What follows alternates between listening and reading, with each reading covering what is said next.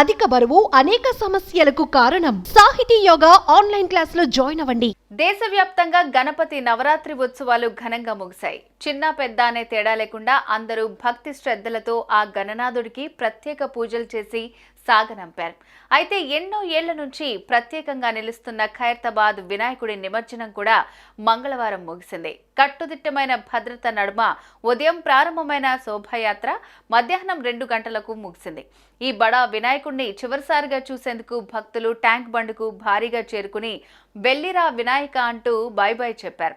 అయితే ఈ మహాగణపతి హుండీ ఆదాయాన్ని సోమవారం లెక్కించారు అధికారులు.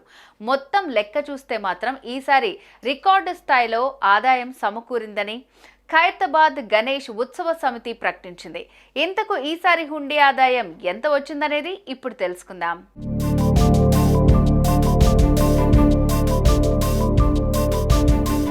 ప్రతి ఏడాది ఖైరతాబాద్ మహాగణపతిని దర్శించుకునేందుకు భక్తులు తండోపతండాలుగా తరలివస్తుంటారు. గణపతి నవరాత్రి ఉత్సవాలు మొదలైన నాటి నుంచి చివరి రోజు వరకు కొన్ని లక్షల మంది దర్శించుకుంటారు. ఇక్కడికి వచ్చిన భక్తులు కోరికలు కోరుకుని హుండీలో కానుకలు సమర్పిస్తూ ఉంటారు. ఇలా ప్రతి ఏడాది కొన్ని లక్షల్లో ఆదాయం సమకూరుతూ ఉంటుంది. అయితే ఈ ఏడాది కూడా ఖైరతాబాద్ మహాగణపతికి భక్తులు భారీగానే కానుకలు చెల్లించారు.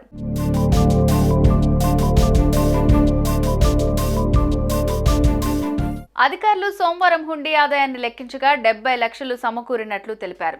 హోర్డింగ్లు, ఇతర సంస్థల ప్రకటనల రూపంలో మరో 40 లక్షలు సమకూరినట్లుగా సమాచారం. ఆన్లైన్ ద్వారా గణపతి చెంతన ఏర్పాటు చేసిన స్కానర్ల ద్వారా వచ్చిన విరాళాలను లెక్కించాల్సి ఉందని తెలిపారు. ఇదిలా ఉంటే ఖైరతాబాద్లో గణపతి ఉత్సవాలు ప్రారంభమైనప్పటి నుంచి మొట్టమొదటిగా ఈసారి హుండీ లెక్కింపు ప్రక్రియ సీసీ కెమెరాల పర్యవేక్షణలో జరిగిందని ఖైరతాబాద్ గణేష్ ఉత్సవ సమితి వెల్లడించింది. ఇక మొత్తంగా చూసుకుంటే మాత్రం ఈసారి హుండీ ఆదాయం 1 కోటికి పైగానే సమకూరినట్లుగా ఉత్సవ కమిటీ అంచనా వేస్తోంది.